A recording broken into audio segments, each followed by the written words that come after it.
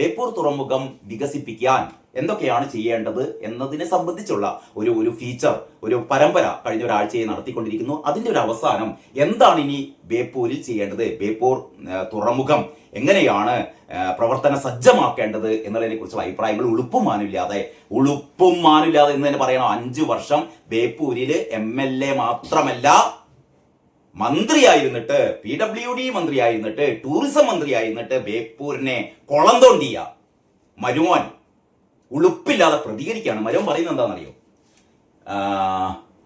ബേപ്പൂർ തുറമുഖത്ത് കപ്പൽ ചാൽ ആഴം കൂട്ടുന്ന പ്രവൃത്തി പൂർത്തീകരിക്കുന്നതിനുള്ള നടപടികൾ പുരോഗമിക്കുന്നുണ്ടത്രേ.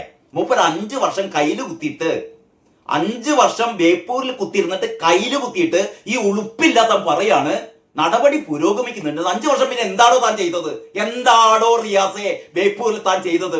5 വർഷം മന്ത്രിയായിരിക്കുമ്പോ തനിക്ക് നിന്റെ ആഴം കൂട്ടാനുള്ള നടപടികളൊന്നും എടുത്തുകൂടായിരുന്നു? താൻ കുറെ പാലത്തിന് പെയിന്റ് അടിച്ച്, അല്ലെ? അതല്ല ആ പാട് ചെയ്തത്. കുറെ പാലത്തിന് പെയിന്റ് അടിച്ച്, കുറെ റെസ്റ്റ് ഹൗസ് 4.5 കോടി കൊണ്ട് അത് ഒന്ന് മിനുക്കി, തനിക്ക് അവിടെ അന്തി ഉറങ്ങാൻ, തനിക്ക് അർമാദിക്കാൻ, അല്ലേ? തന്നില്ലേ അതിന്റെ പ്രതിഫലം തന്നില്ലേ?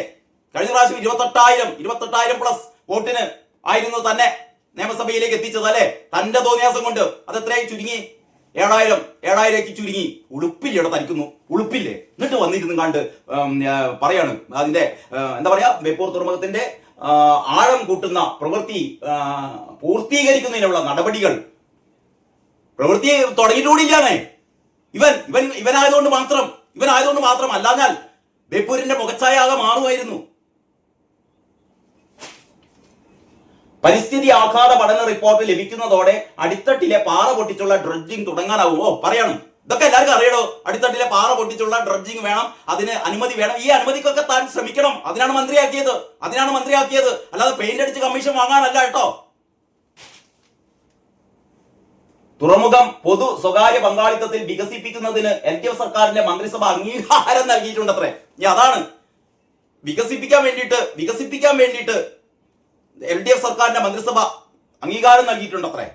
ഇനിയിപ്പോ VD സതീശൻ സർക്കാർ ഈ കാര്യങ്ങൾ ചെയ്താൽ പറയും നമ്മളാ ചെയ്തതെന്ന് പറയും. പണ്ട് മറ്റേ 8 മമ്മൂഞ്ഞ് പറഞ്ഞ മാതിരി ആ ഗർഭം, അതിന്റെ ഉത്തരവാദി നമ്മളാണ്, പിന്നെ ഞാൻ പറയുന്നില്ല ബാക്കി. ഏതായാലും അത് കഴിഞ്ഞിട്ട് തുറമുഖ വികസനം യാഥാർത്ഥ്യമായാൽ ബേപ്പൂർ ഭാവിയിൽ സമഗ്ര പോർട്ട് സിറ്റിയായി മാറും.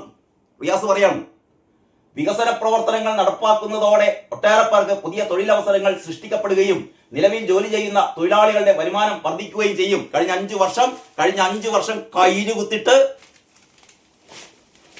ചെയ്യാത്ത കാര്യപ്പം പറയാണ് ഇങ്ങനെയൊക്കെ ആവുന്നു. ഉളുപ്പില്ലാത്തവന്റെ ആസനത്തിൽ ആല് മുളച്ച ഇവനെയൊക്കെ പറഞ്ഞിട്ട് എന്ത് കാര്യം? ഈ Munshid Ali secretary Kerala exporters forum പറയുന്ന ഒരു കാര്യം കൂടി ഉണ്ട് കേട്ടോ. അദ്ദേഹം പറയുന്നത് അറിയോ? ബേപ്പൂർ തുറമുഖത്ത് പൂർണ്ണമായും കസ്റ്റംസ് ക്ലിയറൻസ് നടത്തി ദുബായിലേക്ക് ഭക്ഷ്യവസ്തുക്കളും ജിദ്ദയിലേക്ക് ചെരിപ്പും ഒരു കണ്ടെയ്നർ വീതം 2021 കയറ്റുമതി ചെയ്തിട്ടുണ്ട് എന്ന് പറഞ്ഞാൽ ബേപ്പൂർ തുറമുഖം 2021 കയറ്റുമതിക്കൊക്കെ സജ്ജമാണ്. പക്ഷെ അതിനു വേണ്ട കൂടുതൽ സൗകര്യങ്ങൾ ഒരുക്കി കൊടുത്തില്ലാന്ന്.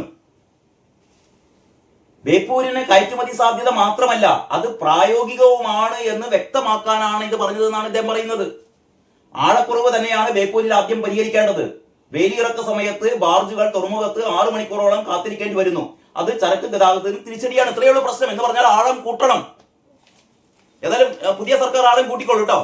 അന്നേരം പിന്നെ റിയാസ് പറയും, അതിന് തുടക്കമിട്ടത്, അതിന് 5 വർഷം അതിന്റെ മേലെ അടയിരുന്നിട്ട് ഉളുപ്പില്ലാത്തവൻ പറയും അതിന് തുടക്കമിട്ടത് ഞങ്ങളാണ് എന്ന് പറയും.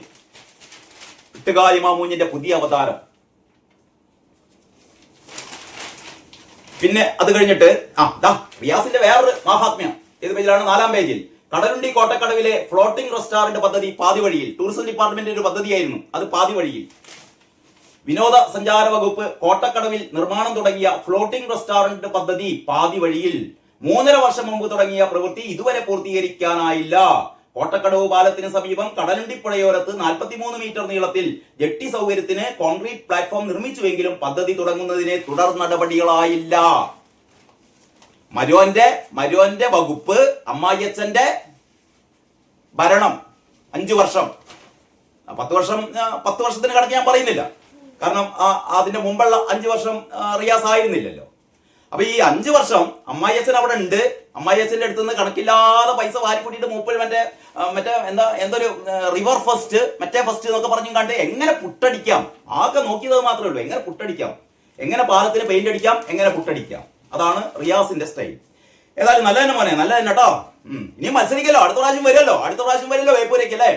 ഈ 7000 ഭൂരിപക്ഷം അന്ന് നമുക്ക് അറിയാട്ടോ.